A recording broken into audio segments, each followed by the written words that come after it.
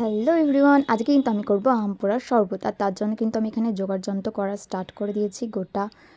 গোটা গোলমরিচ, শুকনো লঙ্কা আর একটু জিরে আর কি শুকনো খোলায় ভেজে একটা মশলা করে নিয়েছি পেস্ট টাইপের।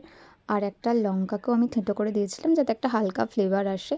আর এখন কিন্তু আমি আম পোড়ানো স্টার্ট করে দিয়েছি। আমার কাছে না লোহার আমি কিছুই পাচ্ছিলাম না, তাই যা হোক করে আমটাকে পুড়িয়ে ফেলেছি।